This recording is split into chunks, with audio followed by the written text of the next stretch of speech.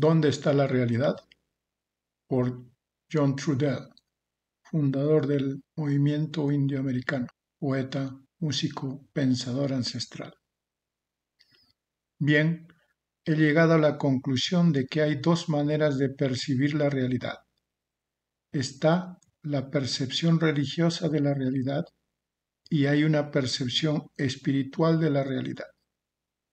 La percepción religiosa de la realidad se basa en la culpa, el pecado y la culpabilidad, y esa es la trampa. Esas son las cadenas que atrapan a todo ciudadano.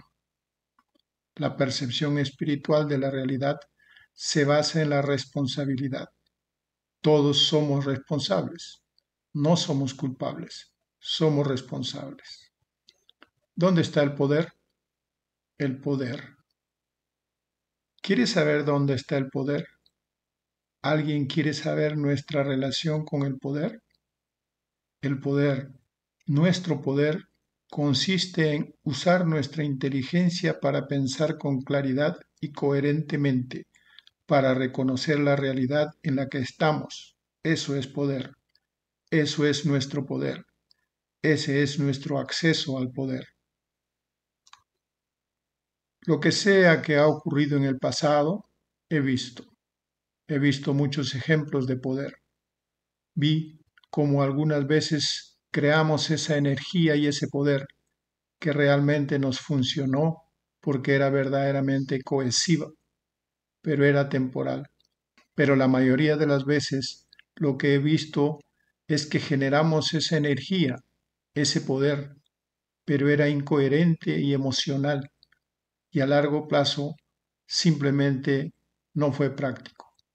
Entonces he visto cada variación de esto individualmente y colectivamente. Para mí no es una abstracción, claridad y coherencia. Usar mi inteligencia para pensar con claridad y coherentemente. Eso es poder. Eso es lo que es, ¿ok? Individual o colectivamente. ¿Sabes? Toda la energía que generamos es poder, pero al final lo que realmente cuenta es la manera en que es aplicado y utilizado. Pienso que la mayoría del poder que generamos con nuestra energía, la energía de las creencias emocionales, reacciones emocionales, generan la energía y el poder del caos. Puede tener la apariencia de no ser caótico, pero internamente eso es caótico. Quiero decir, obviamente por eso es que estamos en la situación que estamos. La gente se organiza y hacen este tipo de cosas, pero son todo reacciones emocionales, así que nada se resuelve de verdad. Diferencia entre pensar y creer. Entonces, pienso que hay una diferencia entre pensar y creer. Pienso que como seres humanos nosotros vivimos en una sociedad y una época donde se nos ha inculcado a que creamos, que creer es lo mismo que pensar, pero no es realmente pensar. Se nos ha inculcado a que creamos que creer es pensar. Y hago esta distinción porque para mí pensar tiene que ver con el flujo libre. Estamos pensando, nuestra energía está fluyendo, moviéndose hacia donde sea. Pero en cambio, si lo retienes y cambias para el creer, entonces la energía del pensamiento no puede ir más allá de las definiciones de la creencia. Así que es casi como si cogiéramos la energía y el fluir del pensar y lo metiéramos en una caja, lo encerráramos entre las paredes de lo que la creencia cree. Entonces el pensamiento ya no es pensamiento y se convierte en creencia. Y lo que hace es estorbar nuestra capacidad de ver la realidad, reconocer o juzgar la realidad. Hago también la distinción entre reconocer la realidad y juzgar la realidad.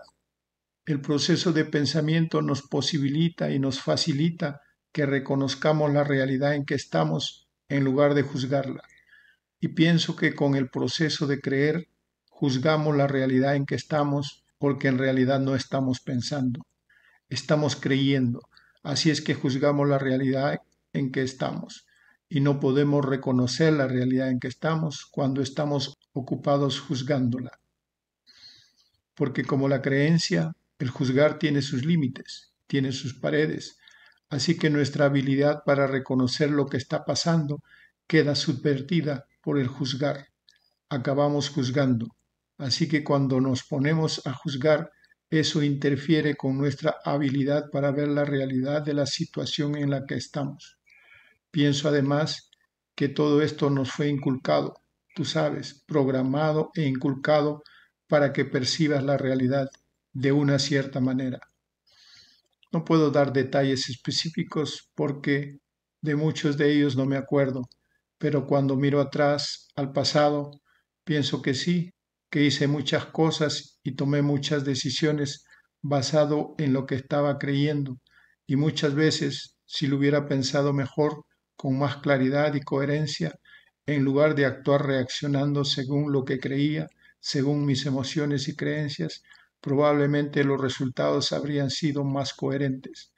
Sé que esto ha ocurrido en diferentes momentos de mi vida, forma parte de mi experiencia política, forma parte de mi pasado, mi experiencia de vida. Pecado, culpa y culpabilidad.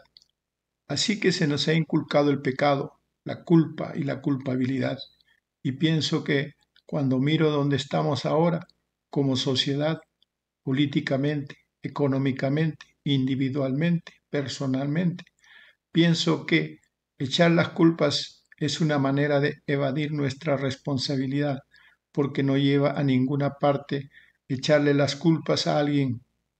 Los malos son malos y echarles la culpa no los va a cambiar, pero al mismo tiempo, cuando tenemos a los tipos malos para echarle las culpas, entonces pienso que no estamos asumiendo nuestra responsabilidad de respetar el poder de nuestra inteligencia creativa.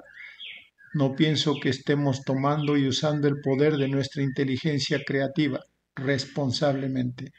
No la estamos usando para ser claros y coherentes. No la estamos usando para reconocer la realidad porque tenemos a alguien para echarle las culpas. Y pienso que tenemos que ser cuidadosos, ¿de acuerdo? Porque estamos muy cómodos en esa posición de reaccionar emocionalmente según lo que creemos, porque básicamente ese es el patrón de comportamiento que más se está siguiendo en esta sociedad ahora mismo. Gente reaccionando emocionalmente frente a lo que ellos creen, porque creen que creer es pensar y estamos perpetuando este ciclo que permite que la energía depredador exista y se alimente de nosotros. Para quien quiera entender, la energía depredadora es responsable de su comportamiento, pero nosotros somos responsables de nuestro comportamiento. Pero cuando nos perdemos en esto de echar las culpas, solo culpar a la energía depredadora o con lo que no estemos de acuerdo, cuando nos perdemos en solo echarle las culpas a aquello con lo que estamos en desacuerdo, entonces pienso que es una manera sutil, una manera fácil de que no tomemos responsabilidad por nuestras propias, no solo digo acciones, sino tomar responsabilidad de usar coherentemente nuestra inteligencia. Y la culpabilidad es simplemente culpabilidad, no somos culpables. La culpabilidad nos estorba cuando intentamos reconocer y aprender de nuestras experiencias vitales. Cuando la gente se siente culpable por lo que está pasando, entonces ellos solo eternizan el crear más culpas. No aprenden nada de verdad. Por tanto, pienso que estos son conceptos que tenemos que pensar y examinar, porque en realidad la vida es una sucesión de experiencias vitales. Somos responsables de lo que hacemos. Así que deberíamos asumirlo, ¿sabes? Como seres humanos, se nos ha dado el poder de la inteligencia para vivir esta vida. Así que deberíamos respetar ese poder y usarlo con tanta claridad y coherencia como podamos, tan a menudo como podamos. Usar el pensamiento y la inteligencia. El objetivo es hacer lo mejor que podamos, con lo mejor que tenemos, tan a menudo como podamos. Pero cuando digo hacer lo mejor que podamos, con lo mejor que tenemos, tan a menudo como podamos, Estoy hablando del poder de usar nuestra inteligencia creativa con claridad y coherencia. Hablo de pensar, hablo de tomar la responsabilidad de ese poder sagrado de la inteligencia que nos ha sido dada y usarlo para hacer lo mejor que podamos con lo mejor que tenemos tan a menudo como podamos. Enseñanza y programación. Una distinción entre enseñanza y programación es: estamos programados para percibir la realidad según las necesidades de esta sociedad industrial en la que estamos, y la programación se basa en memorización y creencias. Creerte la programación. No se nos enseña a pensar, porque al final de la programación en realidad no tenemos conocimiento, tenemos información y datos para hacer que la máquina funcione. Enseñanza es esto. Cuando hay enseñanza aprendemos de la experiencia vital, ganamos conocimiento sobre la vida. La enseñanza es sobre la vida. La programación trata solo de una especialización dentro de la vida. La humanidad no está viviendo en balance y equilibrio con la naturaleza. Por el contrario, en este punto casi está yendo en contra de la naturaleza. Esto reduce las oportunidades de que los seres humanos continúen participando del proceso evolutivo de la vida indefinidamente. También pienso que son un pequeño porcentaje de personas, de seres humanos, que están detrás de esto, manejando la situación e imponiéndose al mundo en general. Y esta clase dirigente industrial, un pequeño porcentaje de personas en este planeta, han creado un sistema de gobierno que sirve solo a las necesidades de esta clase dirigente industrial. Y una de las necesidades de esta clase dirigente era crear estos gobiernos y también en algún grado las religiones, del mismo modo que estos sistemas económicos como la forma de controlar a las masas de seres humanos de los que se está alimentando. ¿Cuál es el porcentaje de personas que poseen más del 60% de recursos del planeta? Respondamos esta pregunta y entonces empezaremos a encontrar quiénes son. Lo que el hombre industrial está haciendo es asesinar los sistemas de soportes de la vida, asesinando el agua, el aire, asesinando la vida que nos da la habilidad de tener vida.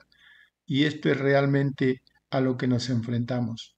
Podemos llamarlo envenenar el agua o lo que sea, ya sabes, pero al final es como un acto de asesinato, un genocidio en curso. Vivimos en una realidad perceptual tecnológica y virtual, donde una parte de esa realidad tecnológica, el proceso civilizatorio, está borrando la memoria del ser humano. Borra la memoria del ser humano, de ser un humano. No es que como seres humanos seamos por naturaleza malos. Esto no tiene nada que ver con nuestra maldad. Todo tiene que ver con un programa en curso que deliberadamente se alimenta de parte del ser humano, comiéndose nuestro espíritu. Así es que ya no participamos de la realidad percibiendo la realidad como seres humanos. Participamos en la realidad sintiéndonos oprimidos culturalmente, étnicamente, en cuanto al género, en cuanto a la clase, pero participamos de la realidad desde la mirada de ser victimizados, temerosos e inseguros, y no pensamos como seres humanos. Pero la razón de eso es porque ha habido una supresión deliberada de nuestra memoria, de nuestra identidad.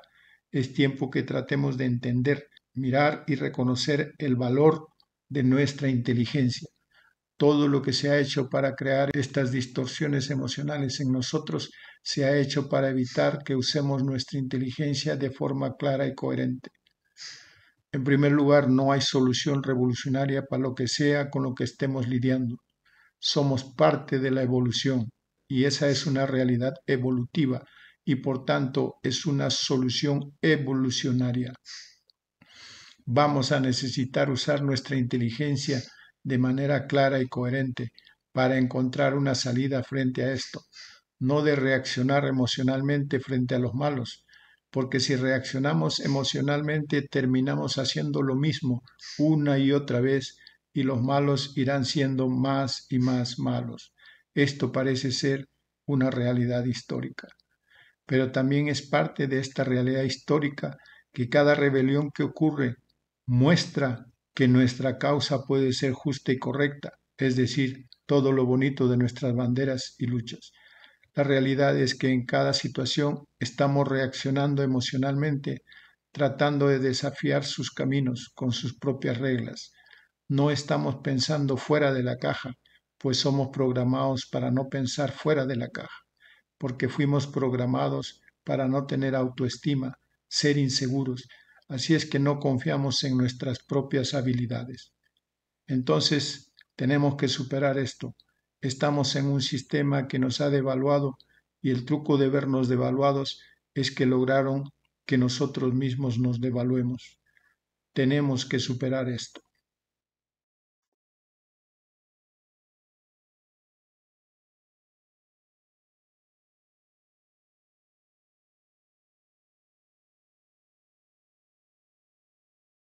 Miren ustedes qué es eso.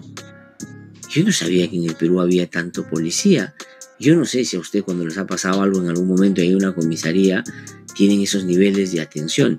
Ya yo quisiera que así vaya la policía, por ejemplo, contra la minería ilegal, a la que acusan de estar detrás de las marchas y de las movilizaciones, o estar así persiguiendo a los narcotraficantes del BRAE, y que por Puno además también han encontrado una salida a Bolivia y Brasil. Aquí muestran esto. Claro, hay algunos que dicen que esto es una manera de psicológicamente amedrentar a los marchantes y decirles ni siquiera pueden llegar a ser en número lo que nosotros somos, ¿no? Pero a mí me parece que es más bien una señal de debilidad. En la tarde, en el primer sector, un grupo de manifestantes lanzó piedras desde el sitio arqueológico de Conchopata, cercano a la avenida de Ejército. La policía lanzó bombas lacrimógenas para contener la protesta. Unos minutos después, una patrulla de 11 militares se ubicó frente a la reja que dividía a los manifestantes de la pista de aterrizaje. 3 de ellos apuntaron con sus armas en esa dirección.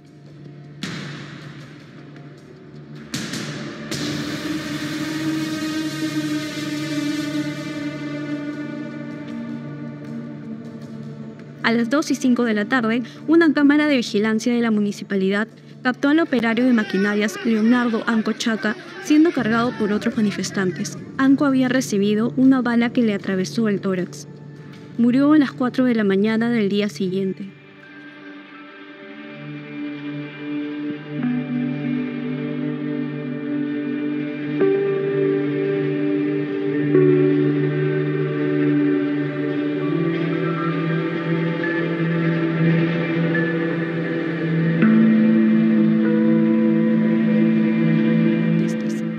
A las 3:26 de la tarde, Sañudo contestó una llamada de WhatsApp que duró 36 segundos. Luego no volvió a responder.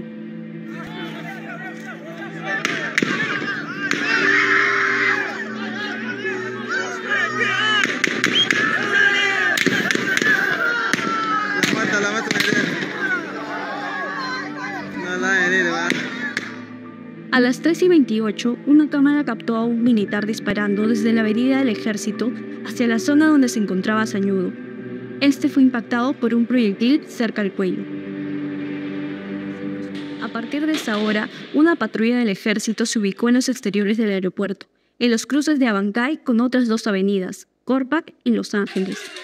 La cámara de seguridad de la municipalidad en esa zona no estaba operativa, pero grabaciones de negocios aledaños captaron momentos clave. A las 5:54 de la tarde, el chofer Edgar Prado Arango fue impactado por un proyectil de arma de fuego en el estómago, cuando se encontraba auxiliando a un herido, arrodillado en el suelo. Los disparos provinieron del cruce de las avenidas Abancay y Los Ángeles. A las 6:35, Christopher Ramos Aime, de 15 años, estaba en la Alameda frente al cementerio. Cuando Ramos cruzó la pista, fue impactado por un proyectil que entró por su omóplato y salió por su brazo izquierdo.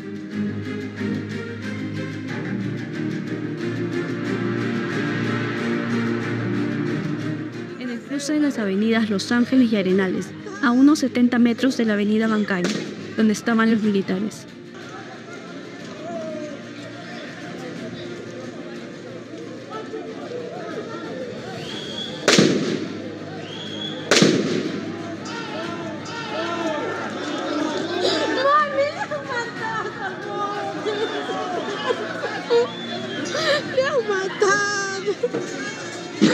¿Resentido? ¡Justicia para los muertos! ¿Resentido? ¡Agua sí! ¡Oro no! ¡Ay! ¡Resentido social!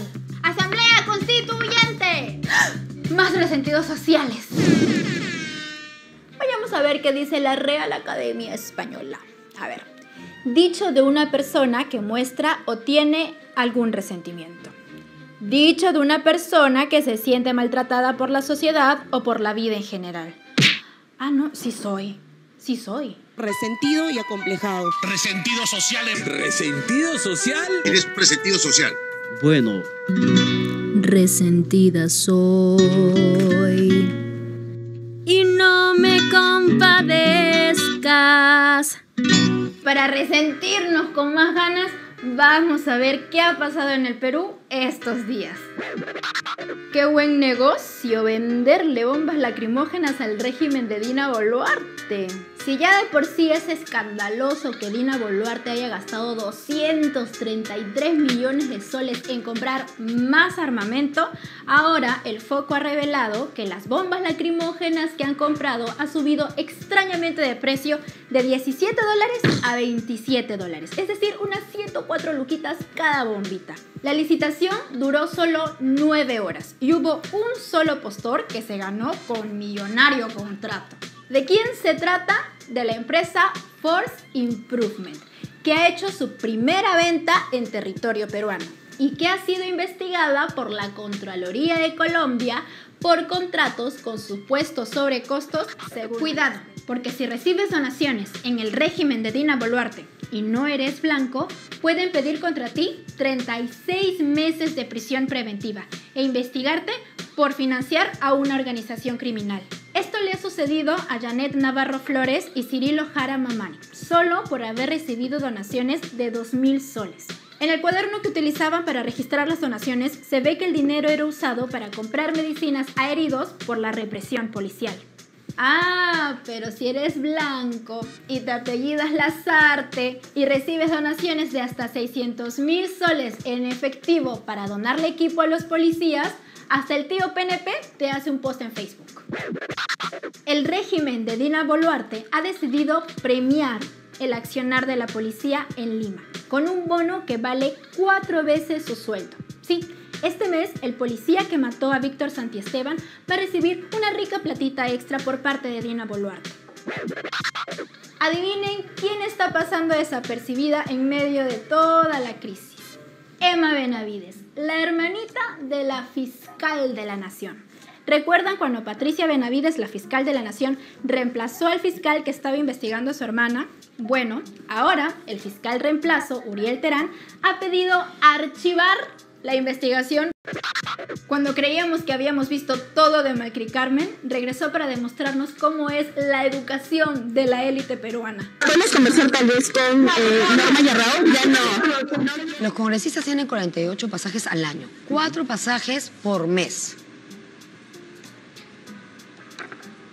Para ir a su región, para ir a otra región, para ir a donde quieran. Tú tienes derecho a 4 pasajes. Que no tienes que dar explicaciones de qué haces con esos pasajes. Eso no es todo. Ahora ha presentado un proyecto de ley para prohibir que puedan inscribirse partidos políticos que, según su percepción, van en contra de los derechos. Agárrate, Renovación Popular, que está en contra del derecho a la educación sexual integral. Peor Fuerza Popular, que está en contra de todos los derechos humanos. Podemos Perú ya fue bajarse la reforma universitaria. Y hasta el mismo partido de Macri Carmen, Acción Popular, que ha presentado un proyecto de ley en contra del derecho al medio ambiente, porque propone aumentar el territorio a 5.000 hectáreas para que los mineros informales lo exploten. Este programa llegó gracias a Escudos Boica, los reyes de la semiótica, Rojo Resentido, Negro Aesthetic y Amarillo Yellow. Espérenos el próximo capítulo en la siguiente semana y coméntenos si creen que para entonces Dina Boluarte ya habrá renunciado. Con mucha pena y dolor dedico esta canción para mis hermanos caídos en todo el Perú.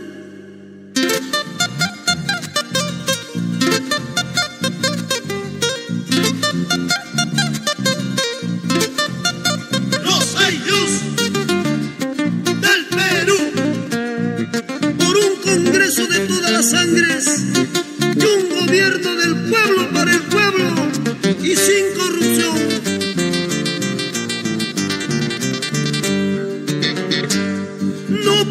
aceptar que a mi pueblo estén matando a punta de balas policías y militares por reclamar nuestros derechos civiles. Renuncia, carajo, deja de seguir matando.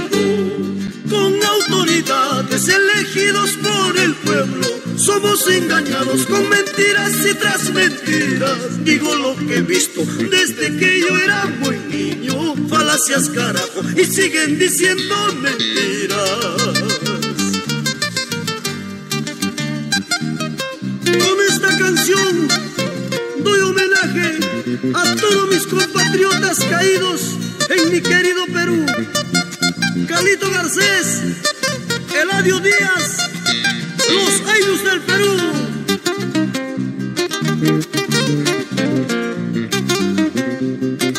Cusco, Arequipa, Puno, Apurímac y Tacna, Ayacucho, Ica, Madre de Dios en pie de lucha. Somos campesinos, hijos del Perú, carajo. No somos terrucos como nos dice el Congreso. Qué pena me da al verlo a mi pueblo muriendo, gritando en las calles, abandonados a su suerte. Emboscadores, policías, militares, autoridades, no somos terrucos, carajo.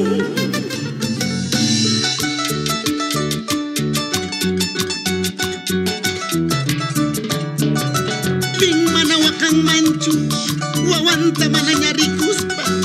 Ping manaya king manchu, churinta mananya tarispa. Pinangkipa mga isariwasuk mangwawanchisina. Autoridad kuna, uyarikuya kaichis. Laktanchista kasuspaka, manayay mapaskan manchu. Wakepanay kunang, wakayusyanku. Taita mamay kunang, wakayusyanku. Sapanchurintan, mananya tarispan. Warmao susintan, mananya rikuspan. Wawachakunang, wakayusyanku. Irkichakunang, wakayusyanku. Taita mamanta, mananya rikuspan. Mama taitanta, mananya tarispan. Kuyaitang wawakuna kakipanku.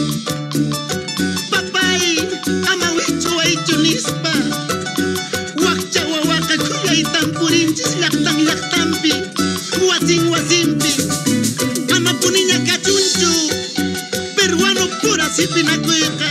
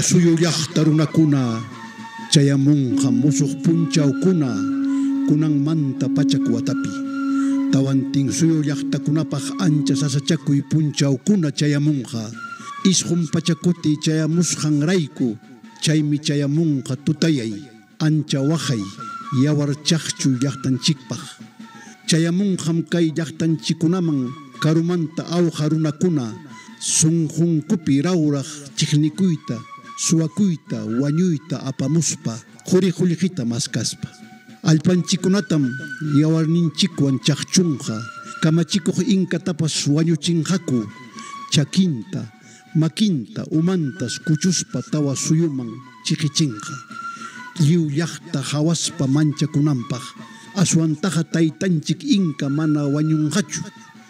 Puñuylla puñunqa chunka pachakuti chayamunankama. Chay punchawpis makin, chakin, uman huñunakunqa tawantin suyumanta kutirimuspa. Liw aychan huñunakuyta tukuptinsi ñawin rikchaparikunqa musuqmanta.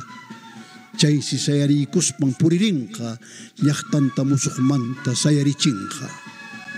Chay chunka pachakutim kanja kanchari pacha, ñawpaq yachaykuna kutimunan pacha, tinkuy pacha allin kawsay pacha. Kay willakusqayta churaychik sunquykichik ukuman, hinaspa willaychik churikichikman, wawaykichikman. Qipa hamuq runakuna kanchay pachata sunita sayaspan suyanankupaq.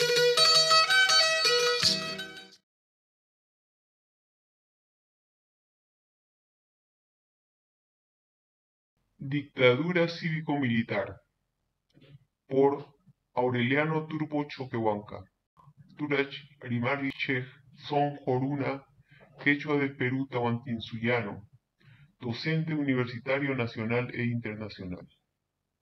El Estado genocida y su gobierno cívico-militar empresarial y la gendarme Dina Boluarte, corrupta y traidora del pueblo y las naciones originarias del Perú Tahuantinsuyano.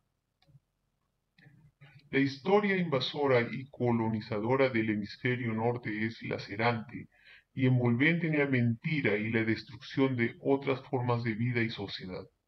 Dentro de este fenómeno colonial, las civilizaciones ancestrales del nuevo continente, azteca, maya, quiche, caral, lakota, chiri, aguas y otras culturas del norte y centro del mal llamado continente americano.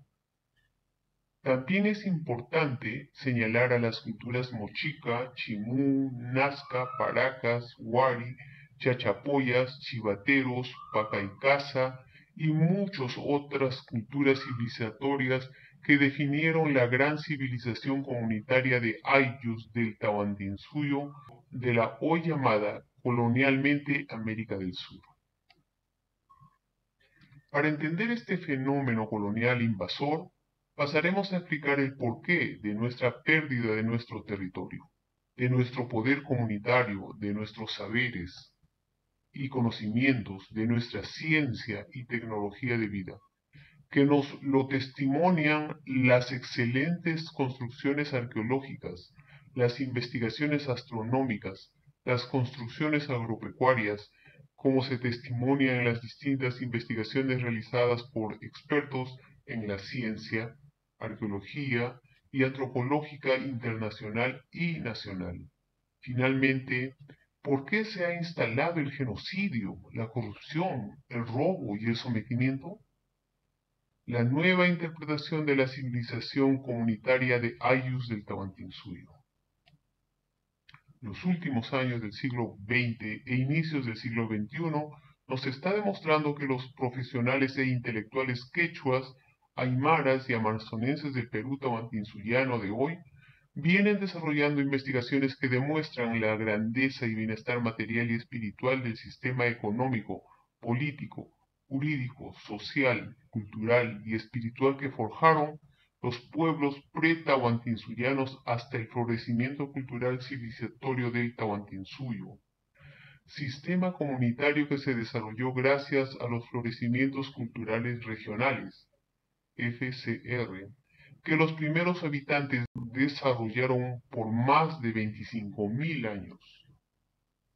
La lógica de pensamiento que desarrollaron los diferentes pueblos y naciones del Tahuantinsuyo fue la cuatridimensionalidad del runa, es decir, la relación que se estableció entre el cosmos, la naturaleza, la tierra y el ser humano del que nació los principios y leyes cósmicos que favorecieron el desarrollo de una sociedad comunitaria, donde el bienestar, el trabajo, la ciencia y la tecnología de vida dio sus frutos al conjunto de los seres humanos que no escenificaron formas de vida y sociedad vinculadas a la propiedad privada. Las clases sociales, los modos de producción, la violencia, la colonización violenta y salvaje que se desarrollaron en Europa hacia África. Los fundamentos de la sociedad comunitaria del Tahuantinsuyo fue la creación del sistema económico comunitario de reciprocidad, donde las relaciones comunitarias de Aini, Adata, Kamalajji, Minca definieron los principios de la reciprocidad, la complementariedad, el comunitarismo, el equilibrio, la armonía, sobre todo, fortalecieron la propiedad comunitaria que garantizó el bienestar de todos los habitantes de las 4 regiones, aportando sus saberes y conocimientos que fortalecieron la civilización comunitaria de Ayllus del Tahuantinsuyo, cuyos testimonios lo vemos a lo largo y ancho del Perú tahuantinsuyano y de la llamada América del Sur. Los intelectuales europeos, latinoamericanos y latino-peruanos desde el siglo XVI-XX han desarrollado muchas interpretaciones sobre la civilización comunitaria de Ayllus del Tahuantinsuyo, afirmando que era un imperio, un estado teocrático, esclavista, un modo de producción asiático andino. A pesar de haber sido impuesto estas denominaciones, hoy no tienen mayor significación, porque los intelectuales quechuas, aymaras y amazonenses han demostrado que el Tahuantinsuyo no fue un imperio, ni un modo de producción, que el intelectual europeo, latinoamericano y peruano los definieron de conformidad a la cultura europea, pues era el único espacio donde se dieron ese tipo de sociedades e incluso forjaron la propiedad privada, las clases sociales, la lucha de clases, que para el europeo era imprescindible utilizar esos conceptos y definir su sociedad en evolución y desarrollo. Los profesionales e intelectuales quechuas, aymaras y amazonenses han llegado a demostrar que en la civilización comunitaria de Ayllus del Tahuantinsuyo no hubo propiedad privada, clases sociales, lucha de clases, modos de producción, imperios, monarquías teocráticas y absolutistas como señalaban los intelectuales aculturados por los saberes y conocimientos del occidente europeo. Este fenómeno cultural ha sido definido como el proceso de la colonización interna liberal, neoliberal, que destruyó las formas de trabajo comunitario de los legítimos dueños de la tierra y el territorio. La invasión colonizadora destruyó la cosmoconvivencia comunitaria. El modelo económico comunitario de reciprocidad del Tahuantinsuyo, que satisfacía al pueblo proveyéndoles bienestar material y espiritual. El sistema socioeconómico comunitario de reciprocidad impulsó el trabajo comunitario que dio majestuosidad a sus construcciones de piedra, a sus acueductos, a sus sistemas de andenería, a la investigación astronómica, al medio ambiente y la naturaleza, consolidando la ciencia y la tecnología comunitaria de vida. Mientras que la ciencia y tecnología europea, asiática y de otros países son de muerte, como se demuestra actualmente. La destrucción del medio ambiente, del ser humano y de todo lo que la industria moderna desconoce, las virtudes de las otras formas de trabajo y vida del Tahuantinsuyo, que en la hora actual no se puede implementar, porque el Estado peruano favorece los designios del capitalismo subdesarrollado dependiente, que aniquila al ser humano y a sus recursos naturales, que son exportados a otros países y no los industrializan en el Perú Tahuantinsuyo. Sin embargo, el siglo XXI será el camino de la industrialización y el desarrollo a partir de la formación profesional de los jóvenes quechuas, aymaras, uros y amazonenses del Perú tahuantinsuyano y transformar los recursos naturales e industrializarlos para el bienestar del país. Aquí empieza la reconstitución del Estado Confederado del Perú tahuantinsuyano como un reto del siglo XXI y la sepultura del Estado-Nación republicano neoliberal con el concurso comunitario de todo el pueblo y las naciones ancestrales milenarios. El último escollo a superar hoy es derrotar al gobierno cívico-militar empresarial de Dina Boluarte y su Congreso Nacional que le sirve de colchón para seguir ordenando el asesinato de los hombres y mujeres concentrados en Lima, demandando la renuncia de la presidenta, el cierre del Congreso Nacional, la convocatoria a las elecciones generales y a la consulta para la realización de la Asamblea Constituyente Comunitaria, con plena participación en el pacto social de todo el conjunto de la sociedad. Los profesionales e intelectuales quechuas, aymaras, uros y amazonenses se encuentran listos para este reto histórico y político del tercer milenio. Para continuar leyendo este artículo, tiene que ir a la revista Jawa, edición 63. Tawantinsuyu, esta es la voz de tu raza, desde siempre y hasta siempre.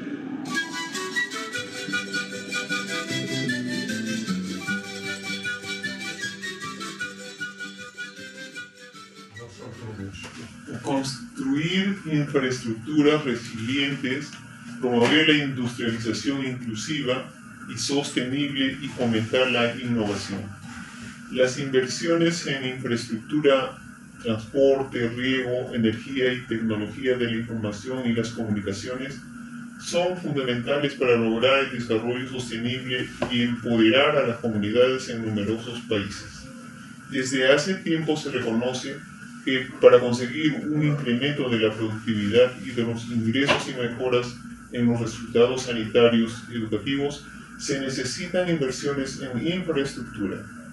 El ritmo de crecimiento y urbanización también está generando la necesidad de contar con nuevas inversiones en infraestructuras sostenibles que permitirían a las ciudades ser más resistentes al cambio climático e impulsar el crecimiento económico y la estabilidad social.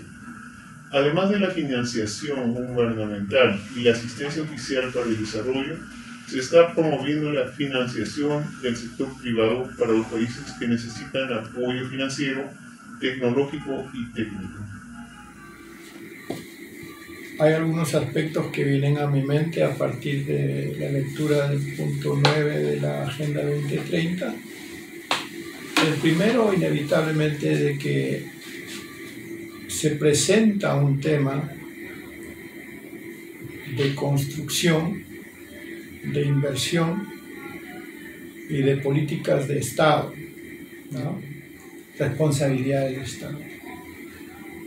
Y debo recordar que cuando se crea las Naciones Unidas, se crea después de las 2 guerras mundiales, con el objetivo y ante la necesidad de evitar que vuelvan a haber guerras entre países. Es el objetivo medular, sea un organismo que convoque a las diferentes naciones del mundo, que puedan acordar, que puedan encontrar los medios de evitar las guerras.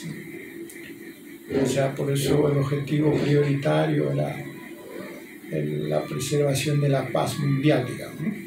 Y obviamente en esos términos tenía mucho sentido esa forma de organización. En ningún momento se dijo que se estaba creando una organización con atribuciones de gobierno mundial. O sea, estas son atribuciones que corresponden a los estados. Claro, aquí aparentemente se promueve, pero la forma en que está planteando las cosas es de una injerencia absoluta ya. O sea, se demuestra que están procediendo como un gobierno mundial, ¿no? Entonces, siendo un discurso aparentemente coherente, encierra una intromisión que puede ser catastrófica para cualquier país, en cualquier parte del mundo. Entonces, la gobernanza mundial que está favoreciendo a la capacidad de control de las corporaciones sobre la economía y la vida de los pueblos, ¿no? Igualmente las gobernanzas estatales reproduce el mismo esquema. Posiblemente a más bajo nivel, incluso las gobernanzas locales reproducen ese esquema. De tal manera que cualquier ser humano o cualquier comunidad se encuentra ante un eventual callejón sin salida, ¿no? Por ese lado. Porque, por ejemplo, inversiones en carreteras, ¿no? ¿Y qué se hace? Si es que lo determinan las corporaciones, se hace la carretera de acuerdo a las necesidades corporaciones. Entonces nosotros nos subordinamos a estas políticas, desde el gobierno mundial hasta el Estado local. Es que deberíamos enfocarnos efectivamente en transporte, en irrigación, en energía y en tecnología de comunicaciones, desde nuestra ubicación como seres humanos, desde nuestra ubicación como colectividades locales y desde nuestra ubicación como hijos de la Pachamama y seres vivos que deben su responsabilidad de vida a la fructificación de vida. Entonces, con esa perspectiva, todas esas áreas van a tener otro abordaje. Y como puse un ejemplo en el video anterior, en una comunidad decidieron que tenían que hacer un puente y no había Estado, no había inversión privada, entonces la comunidad lo hace el puente con la minga. Y no pasó nada, hizo un puente, de acuerdo a su situación, a necesidades. Y ese puente va a dinamizar el intercambio entre esas comunidades, o sea, va a beneficiar tanto a familias individuales como colectivamente a ambas poblaciones. Y así como un ejemplo ese se puede emprender muchos, ¿no? No estás dependiendo de las inversiones de las corporaciones porque ellos van a trazar sus planes no en función de las necesidades de la población, sino de las necesidades de acumulación de ellos. Por eso es que las grandes carreteras están conectando grandes corporaciones mineras o grandes áreas agroexportadoras y no están conectando a las poblaciones que requieren ser conectadas por necesidad de sus propias condiciones de vida. Porque ya esto es un tema más que demuestra que hay un gobierno mundial que está tomando decisiones. Pues necesitamos un gobierno personal, individual, colectivo que empiece a tomar decisiones propias. Están estudiando para hacer una carretera desde Apurímac y pasar todo eso hasta que llegue a la costa. Es una carretera casi como una transoceánica. El trazo era así, ¿no? Recto. Y entonces obviando prácticamente a todos los pueblos. Van a sacar desde las Bambas, supongo que los materiales en qué condiciones, no lo sé, pero van a sacarlo por una carretera recta. Para eso están haciendo el estudio. Porque ellos van a hacer todo lo que a ellos les interesa y no a los pueblos. Porque eso de que las carreteras sí o sí deben pasar por los pueblos no se contempla. ¿Por qué no se contempla? Porque no es su interés, no les importa a ellos los pueblos, ni la gente, ni nada. Ellos están enfocados en sus prioridades, en sus negocios, en sus cosas. Ahora lo que nos queda es de repente organizarnos como poblaciones pequeñas que somos acá ya en todo sitio y hacer lo que nos necesitemos al margen del Estado, del gobierno. Pues, el gobierno no le interesamos, igual que en el Perú, igual en Ecuador y seguro normalmente en muchos otros países, y que siempre van a estar haciendo las cosas siempre para su beneficio, como empresas privadas y etc. Sí, estaba olvidando un aspecto que toca aquí que es importantísimo, que dice la industrialización inclusiva y sostenible. El cambio climático y la solución que proponen a la carga impositiva al CO2, ¿no? Esa es la solución que han impuesto a nivel global y se está ejecutando poco a poco. Esa política impositiva a la producción de CO2, por su naturaleza, va a impedir que haya procesos de industrialización, en países del hemisferio sur como los nuestros, ¿no? ¿Por qué? Porque evidentemente tienen una tasa de producción de CO2 que si se industrializan se va a elevar y están imposibilitados de pagar esa carga de impuestos, entonces no pueden industrializarse. Los países del hemisferio norte sí pueden ir ilimitadamente porque ellos lo pueden resolver comprando bonos de CO2 a los países del tercer mundo. O sea, cada país tiene una cuota de emisión de CO2, ¿no? Pasada esa cuota tiene que pagar. Entonces ellos dicen, te compro parte de tu cuota, un 10%, ahí está. Y con ese 10% ellos pueden seguir contaminando más de lo que quieren porque están pagando su cuota de carga impositiva de CO2. Entonces hay un mecanismo a través del cual los países industrializados van a seguir más industrializados y los países no industrializados están ahora sí impedidos de poder industrializarse, materialmente imposibilitados. Y aquí me dicen que van a promover la industrialización inclusiva. ¿Qué quiere decir eso? Que como solo ellos se van a industrializar, van a continuar, nos van a incluir a nosotros en ese proceso de industrialización como lo que ya estamos, fuente de materia prima. Entonces, para que no haya queja, estamos incluidos en el proceso. O sea, con una palabrita resolvieron todo el problema, ¿no? Esto es particularmente grave porque cuando tú estás impedido de industrializarte,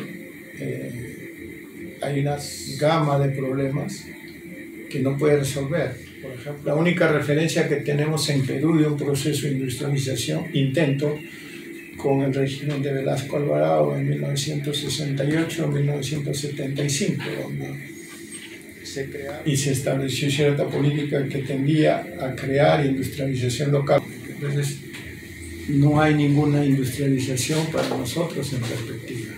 Y como no hay, ella se pone industrialización inclusiva. O sea, nosotros estamos incluidos en ese proceso como fuente de materias primas. Seguimos en lo mismo, solo que esta vez ya estamos impedidos bajo toda posibilidad de generar industria propia. Ahora ya eso es definitivo, pero pienso, oye, entonces, ¿qué? ¿No? Yo pienso que sí podemos insistir en nosotros mismos en el aspecto creativo. Para poder pensar en industria, empecemos por lo que es artesanía. Empecemos por lo básico, ¿no? Empecemos a recuperar nuestra capacidad artesanal que ha sido extraordinaria en todo el continente, en la historia, y potenciemos eso, y eso se va a hacer extensivo a la industria paulatinamente. Entonces, ese es el problema, si es que tú no tienes una noción a partir de tu identidad de que necesitas ser tú, gobernarte tú, emprender tú, y después de tú viene el nosotros, ¿no? Entonces empezamos ahí a hacer nuestras relaciones, nuestras transacciones, nuestros intercambios, nuestra forma de relacionarnos, y ahí tiene que aparecer, de acuerdo a esas necesidades, qué es lo que hacemos en términos de artesanías, industrias, o cómo potenciamos lo que tenemos y cómo es que eso va a beneficiar a los unos y a los otros. Y a partir de eso mirar las posibilidades o no de su conversión. De repente no necesitamos depender de la industria masiva. ¿Por qué? ¿Por qué tiene que ser? ¿Por qué no mantenemos toda esta extraordinaria diversidad? Cada pueblo tiene su artesanía. Tanta diversidad. Demos valor entre nosotros, hagamos intercambio, propiciamos y avanzamos juntos a mejorar. O sea, eso sería punto de partida, porque claro, discutir sobre industrialización en este contexto me parece ya estéril, ¿no? Pues tendría que terminar la discusión, decir que el próximo partido político plantee industria nacional y tal, y a ver si eso ocurre algún día. Eso no va a pasar. El problema del Perú está por este asunto, ¿no? Porque los pueblos que viven en las comunidades y en los cerros están estos materiales para toda esta industria, han salido a protestar y no les importa si morir porque si aprueban esos 41 contratos significa la muerte lenta de todas esas comunidades. Entonces ahora mismo ya estamos en problemas muy serios por la famosa industrialización y la materia prima, porque ellos no respetan a las comunidades, no respetan el agua, ensucian, contaminan y la gente muere. Entonces realmente nuestros problemas no son el que no nos industrializamos, sino que ahora mismo estamos en esa guerra en el Perú ya 2 meses, meses no son 2 días ni nada, son 2 meses, que la gente no quiere que se apruebe esos 41 contratos, ¿no? Que sea efectivo, porque no está en juego sino su vida, porque allá en los cerros que van a sacar todo eso terminan muriendo, a la larga terminan muriendo. El Estado, lejos de apoyar a las comunidades, está empeñado en que eso se salga. Supongo que tiene sus pros y sus contras la industrialización, porque tenemos muchas cosas resueltas gracias a eso, pero también muchas cosas perdidas por eso mismo. Me pregunto qué tan valioso es que seamos industriales y en cambio no encontrar un equilibrio entre tener producción industrial pero también tener producción interna.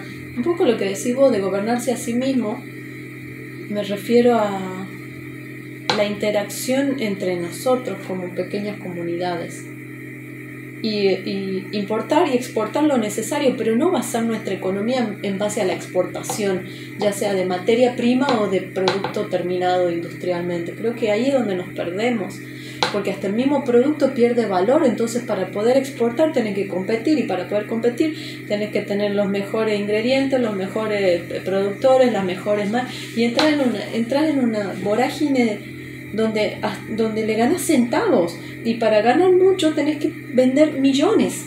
¿Qué sentido tiene? Quizás vender 5 cositas y ganar un poco más, pero no exportándolas. Al lado del problema está la solución, siempre juntitos. No sé, yo pensaba y digo, qué bueno que las grandes carreteras no pasen por los pueblos. ¿Me entiendes? ¿Por qué? Porque cuando pasa una carretera por el pueblo se pierde la esencia del pueblo. Lo que tienen de rico los pueblos es la riqueza misma de la población, se mantienen algunas cosas, pero cuando la carretera ya lo atraviesa es como que lo desmembra, lo desarma al pueblo. Obviamente algún poblador me dice, yo quiero la carretera para poder tomar el bus, para poder... Entonces tenemos que ver cuáles son nuestras prioridades como seres humanos, porque... Yo he vivido en pueblos donde pasa la carretera y se vive de una manera, y he vivido en pueblos donde la carretera queda lejos y se vive de otra manera. Ambas experiencias tienen su pro y su contra. En una es más cerrado el pueblo, y en otra es un pueblo, es como una energía que todo el tiempo está en movimiento y estás en una dinámica de mucho de la capitalista, muy capitalista, cuando hay mucha carretera y mucho. Entonces me pregunto qué es bueno y qué es malo. Y digo, no hay bueno ni malo, sino, bueno, ¿qué solución le encontramos a esto que nos incomoda, ¿no? ¿Y qué beneficio? Cuando hablamos de infraestructura, vuelvo a lo mismo. Me parece que como seres humanos nos perdemos porque queremos todo en grande, y en grandes cantidades, en grandes producciones, en grandes ganancias. Queremos más de nuestra capacidad de consumo individual o familiar. Queremos 5 teléfonos para una familia de 5, queremos 5 habitaciones para una familia de 5, queremos un carro por lo menos por familia, en vez de compartir una buseta o un carro más grande. Volvemos, creo que siempre al mismo tema, queremos más de lo que podemos, por lo que podemos responder como seres humanos. Entonces ahí creo que está el desfasaje, ¿no? Es cierto. Yo también pienso que habría que pensar si la industrialización sí es el problema.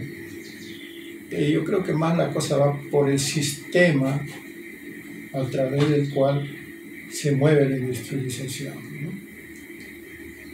O es el capitalismo liberal o es el capitalismo de Estado, porque no hay otra cosa que no sea capitalismo. O sea, solo hay capitalismo. Entonces, se pelean entre dos opciones, o el capital lo maneja el Estado o lo regula el Estado, o el capital es libre mercado y se regula solo aparentemente, cosa que tampoco jamás existió. Siempre el Estado favorece al libre mercado, lo controla, lo regula y lo hace entre comillas libre para lograr que tenía que bajarse a tierra. ¿Para qué queremos lo que queremos? Claro. Si no respondemos a esa pregunta, vamos a ciegas a la industrialización, terminamos mal. El problema ahorita es de que esta industrialización en curso, este incremento masivo global del proceso de industrialización, va a desaparecer nuestras poblaciones ancestrales en un periodo corto, de no más de 2 generaciones que vienen, y se acabó. Porque de todo el mapeo de las concesiones mineras para que esta industrialización sea posible, esta que está planteando la Nación Unida y la que está en curso sea posible, la de la batería de litio, la de los celulares, la de la energía eólica, la de energía nuclear, toda esa industrialización requiere la materia prima, los minerales que están en el Ande. Y quiere decir, las montañas las van a desaparecer, o sea, eso no es figurativo, es literal. Claro. El sistema de la megaminería, claro, no solamente desaparece en el cerro, el agua, el ecosistema, la contaminación, de tal manera que esa población desaparece con eso. O sea, si esa población está asentada en el territorio donde están esos minerales que requiere esta industrialización, ellos no van a tener miramientos para... No lo tienen ahora, no lo van a tener después. Simplemente la población está condenada a desaparecer. De repente primero te vamos a reubicar para acá, y a la final es una extinción o muerte directa en el acto, como está pasando con los genocidios y las matanzas. Y no es una... Son 40 proyectos ahora y son más de 100 que vienen después. O sea, ¿por qué? Porque ahí están esos minerales que ellos necesitan. ¿De dónde van a sacar? O lo sacan de ahí o de van a Marte. Entonces, este proceso de industrialización significa el genocidio final, creo, para los pueblos del Cono Sur, de esta parte del hemisferio. Por eso,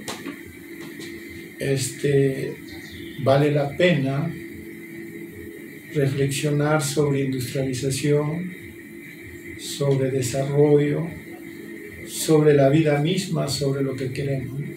Y de acuerdo a eso, reconsiderar nuestra propia conducta humana, porque a la final es toda esta gente que está en este propósito, vive, tiene dinero y tiene poder porque nosotros se lo damos. No somos sus clientes. Entonces, si nosotros vamos a una reflexión más profunda, de repente sí podemos entender que tiene lógica empezar a repensar lo que consumimos. Y el último año que sucede eso, yo no creo que el conocimiento se pierda nunca. Quizás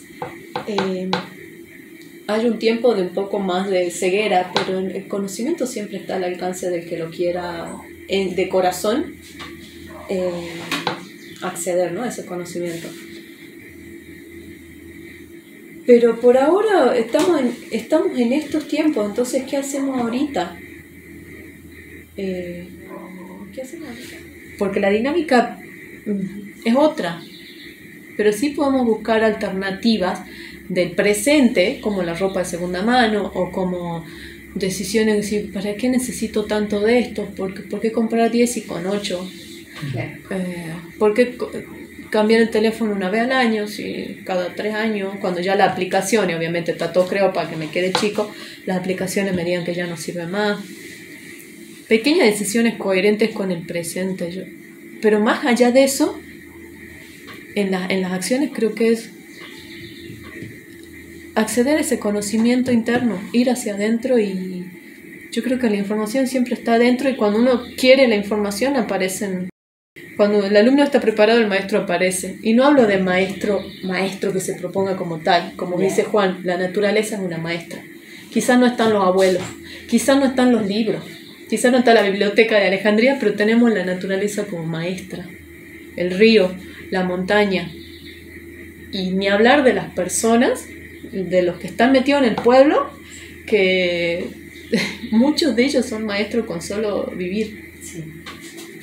Que no enseñan nada, no se ponen delante de nadie a enseñar nada, pero son maestros. Entonces yo no le tengo miedo al futuro y a lo que se venga, no le tengo miedo, confío mucho más en la vida que hay adentro de todos nosotros y de la capacidad de encontrar soluciones.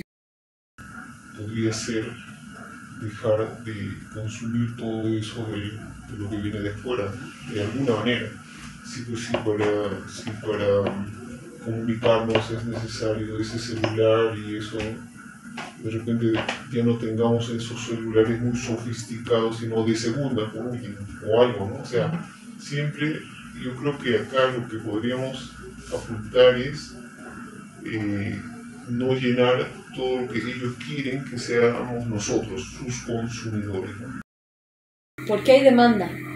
Porque estamos queriendo llenar algo en nuestro interior, estamos queriendo llenarnos de cosas, entonces consumimos y consumimos y consumimos estímulos y consumimos sustancias y consumimos tecnología y consumimos ilusiones y es porque nos sentimos tan vacíos, pero tan vacíos en el sentido, sin saber que nos sentimos vacíos, si no consumiríamos tanto. No es que yo me reprimo, no es que yo digo me voy a reprimir de comprar, ya no necesito. Eso tiene que ver con que uno se empieza a sentir más en plenitud y más conforme con su presente y sin tanta sentido de carencia y de que lo tengo que llenar. Entonces, que yo creo que lo que pasaba en el Tahuantinsuyo, creo que eran personas con mucha conciencia. Que para darte cuenta que tienes la conciencia, tienes que parar el estímulo de afuera y ver si adentro hay algo. Y adentro, digo, es sentir. Es sentir, es dejar, es pensar, es reflexionar, relacionarse con el otro. Entonces la única forma para mí real de que esto pare es mirando desde adentro. Pero para darnos cuenta que somos plenos tenemos que mirar, tenemos que trabajar, tenemos que reflexionar, tenemos que trabajar en equipo, tenemos que ser el Tahuantinsuyo que en algún momento lo fueron y que está esa información que naturalmente si nos reunimos no necesitamos los libros, el conocimiento emerge. De golpe tenés ideas que sucedían hace 500 años atrás y vos decís, pero si no leí el libro, ¿y de dónde sale esa idea? Sí, pues, ni siquiera. El conocimiento que está ahí al alcance, pero está al alcance si estamos dispuestos a mirar adentro. Como dices, depende qué es lo que se quiere. Con una vía de comunicación, con una tecnología, depende qué es lo que uno quiere. Y somos consumistas, estamos inmersos en el consumismo, y hay formas de salir.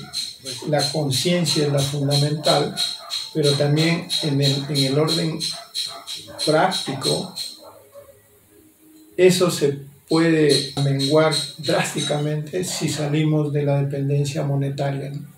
Y empezamos a truequear y empezamos a darle nosotros valor. Entre nosotros. Darle valor nosotros lo que hacemos. Sí. Entonces en ese momento cambia, ya no tiene que ser caro lo orgánico y baratito, claro. Tiene que ser valor sopesado de una manera diferente. Claro. O sea, sí hay soluciones. El reciclaje es una pata escondida del capitalismo, ¿no? Uh-huh. Porque es la forma poética de decir sigamos como estamos y seguimos generando basura, seguimos generando, no sé, atrozmente, pero está la opción del reciclaje. Claro. Entonces, claro, obviamente, nosotros nos ingeniamos y reciclamos, pero no sé, como para poner un paréntesis, seguimos produciendo bestialmente y reciclamos eso bestialmente, entonces es como que la escupidora de basura sigue escupiendo y nosotros tratamos como de darle más uso, pero hay algo que sigue emitiendo basura. Si nosotros dejamos de comprar los plásticos nuevos, entonces ellos no pueden estar produciendo tanto cuando no hay un mercado. Claro, exactamente. O sea, se combina, ¿no? Por eso decía yo, es una forma transitoria de encarar la situación, ¿no? ¿Qué hacemos? O sea, y que nos permite, por ejemplo, en lo que decía, en lugar de comprar, pues, lo usado, ¿no? Sí, claro. Pero vamos mirando a búsqueda de soluciones. Y aquí aterrizo en lo medular. Para mí lo medular es que hemos dividido entre un mundo espiritual y un mundo material. Y nos gobierna el mundo material. Y hemos olvidado lo espiritual. Entonces, cuando nosotros logramos recuperar nuestra espiritualidad, eso tiene un impacto en todos los aspectos de la vida. Entonces, el primer aspecto y fundamental es de dónde es que nosotros aprendemos.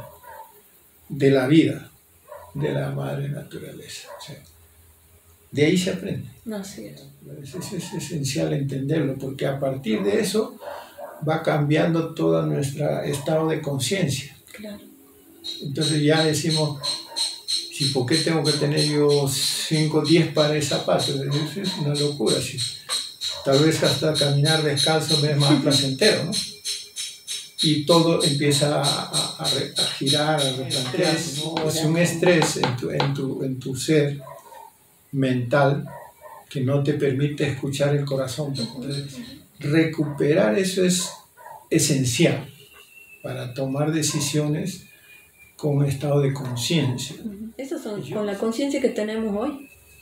Nada de ningún gran cambio, sino ¿qué hacemos hoy? ¿Qué es lo que podemos hacer hoy?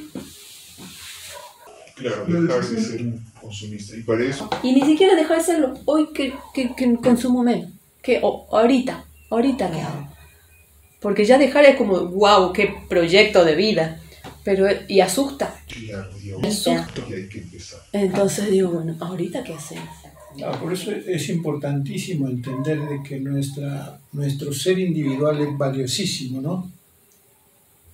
Pero ahí donde empieza a crecer es inevitablemente es colectivo. Porque si no, caes, es el mismo capitalismo en escala individual.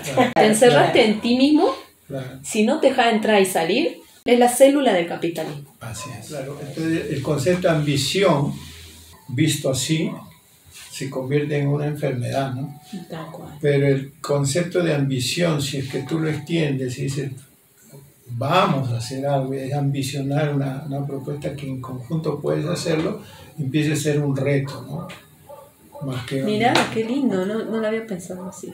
Como visión, ambición como visión de muchos. Claro. ¿No? Claro. Yo la tenía entendida como algo individual y voraz, hacia algo como muy, ¿cómo te digo? Ciego, ¿no? Algo como querer, pero ambición tiene la palabra visión adentro, ¿no? Sí. Entonces, qué bonito. Lo interesante de todo esto es que reflexionemos, ¿no? Y como tú decías, yo siempre me acuerdo de esto, ¿no? Ellos pueden querer lo que quieran, ¿no?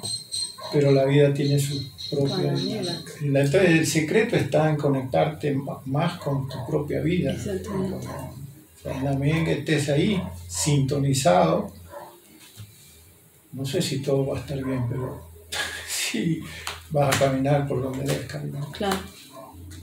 Tawantinsuyu, esta es la voz de tu raza, desde siempre y hasta siempre.